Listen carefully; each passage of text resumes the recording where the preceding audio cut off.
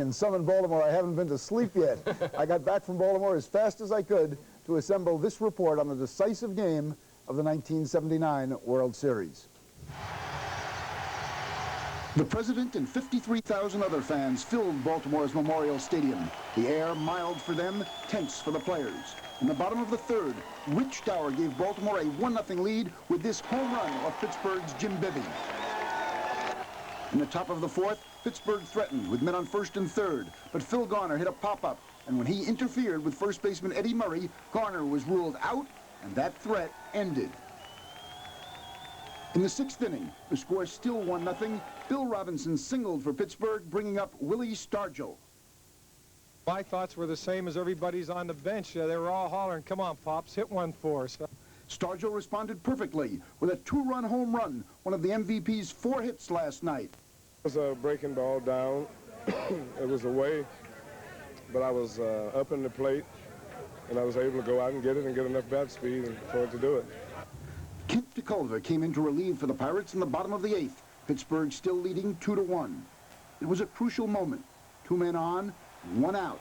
And after pinch hitter Terry Crowley grounded out, DeCulver deliberately walked Ken Singleton, loading the bases with 2 out, bringing up Eddie Murray, deep in a World Series slump, but still a favorite of the Baltimore fans.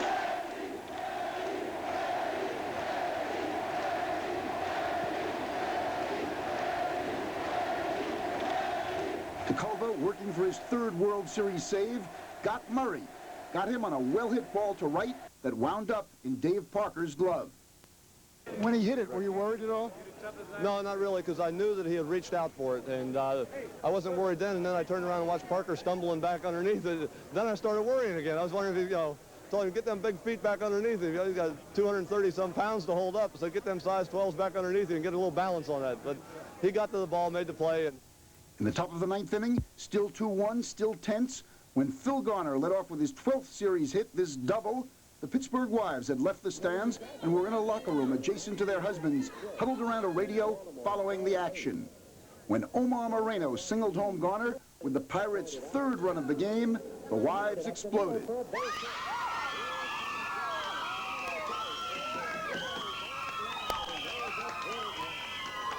The Pirates got their 4th run when Bill Robinson was hit by a pitch with the bases loaded.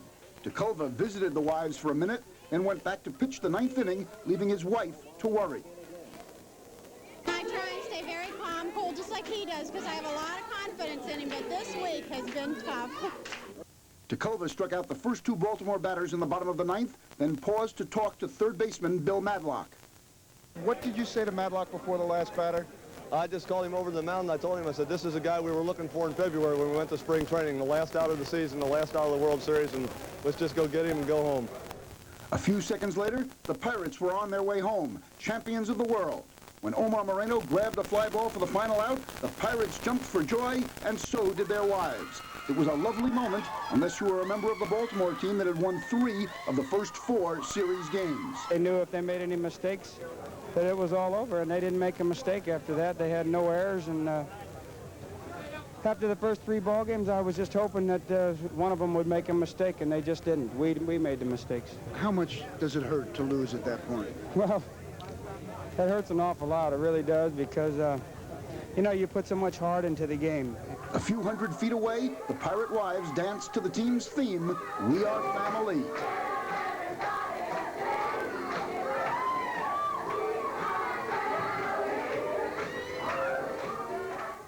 Tom, that's the first time I've ever spent the final outs of a World Series game with the winners' wives. And it's fun. I even got to uncork the champagne for them. That's not, well, they have good reason to cheer. Not only are they champions of the world. At age 38. Everything we did in good sportsmanlike conduct all year. We come together as a unit with individuals from around the country. We can do things together. It's clearly identifiable here, and we just hope the world can benefit by some of the things that we've done, not only on the field, but as men doing things together. I got the chance to be the guy that was out there and get the last out for a lot of hard work that 25 guys put in all year long, and it's just a really super feeling to be able to be out there and be part of the end. Your comments on DeCulver. I don't see how the right-handed hitters over there get a hit off of him. I don't know if it would help us to see him more, but I thought the guys that went to the plate against him had seen him enough, try to figure him out a little bit. He was outstanding. The Pirates celebration didn't end in Baltimore last night. They were waiting for Willie and the family in the wee small hours in Pittsburgh this morning, and ABC's Matt Quinn can tell us more about that. You there, Matt? The final out was hardly tallied and the champions barely crowned before the tavern doors in downtown Pittsburgh opened and the crowd spilled into the streets. But this time, it was no repeat of Pittsburgh's '71 series title when a riotous celebration turned into simply a riot. This time, police held the crowd to about 3,000. There was some bottle throwing, there were some arrests, there was minor looting, but by 1 a.m. the celebrants were drifting away. At Pittsburgh's airport, they stayed, where the Pirates team plane arrived an hour and 45 minutes late. For this crowd of nearly 2,000 fans, the wait for Willie Stargel was worth it. Most valuable player, team captain, spokesman, and emotional focus of a championship season. Can anything ever be this good again for Willie Stargel? Is this the best it can be? Well, as far as what could be possibly as great as it is today, I don't know. We just have to wait and see what the game will forward.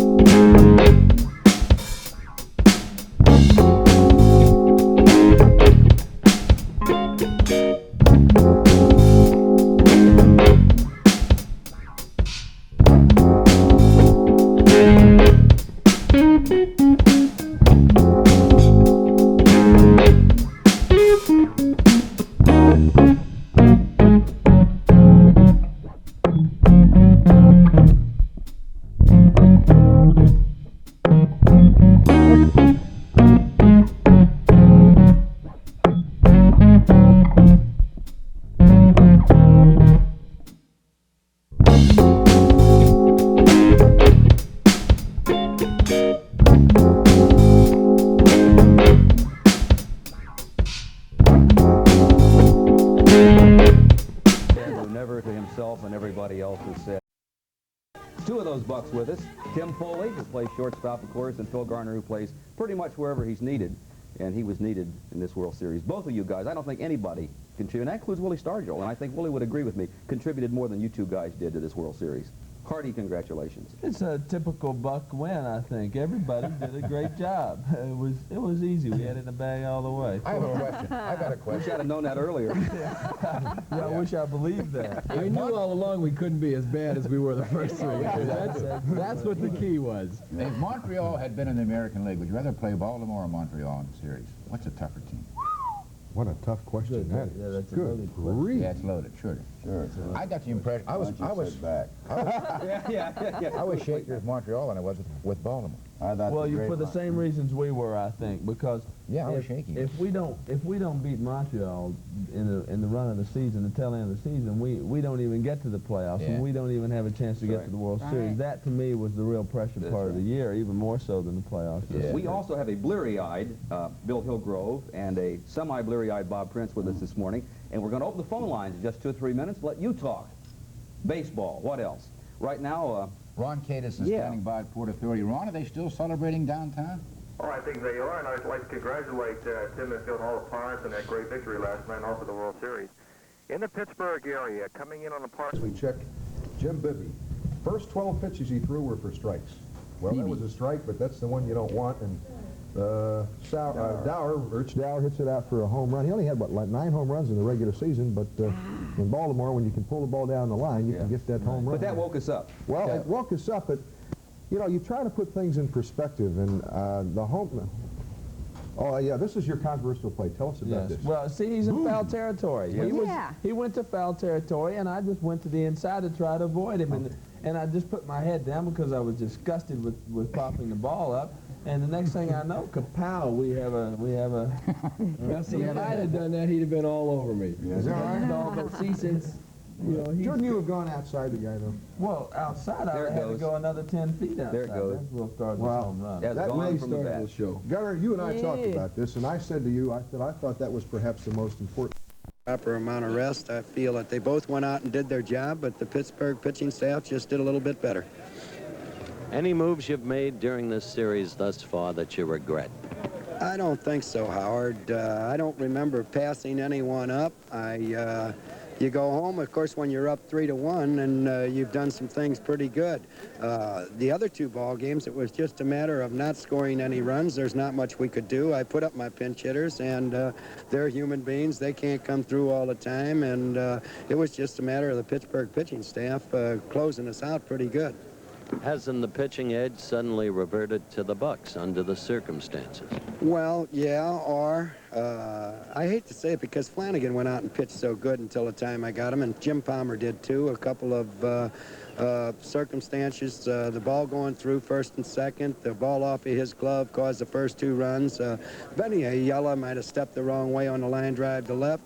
The fact that we haven't hit, Pittsburgh closing us up. What we have to do in the 7th game is go out and put 1 or 2 of them over the fence, and hopefully with a couple men on base. How much inner confidence do you have?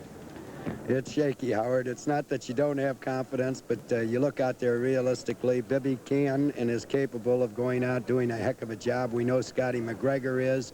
Eddie Murray is in one of those 1-for-7s. If he would bounce, he'd bounce out of it early, then I'd feel a lot better. We'll just have to wait and see how the game goes, but there's no boasting, no bragging. You can't say that we're going to get them. What you have to do is make up your lineup and let those guys go out and decide who the world champions are going to be, and they have to do it on a 1-game basis. Is this the sly fox? There's no defeatism, is there? Not at all, Howard. It's just not overconfidence. I don't think that we were overconfident, even though we had Flanagan and Palmer going, but we went into game 5 and 6 feeling that we could win it. We didn't, so we're going into game 7 knowing that we got a big job ahead of us. Okay, Earl Weaver, before him Chuck Tanner. We'll be back in a moment. ABC Sports presents Game 7 of the 1979 World Series.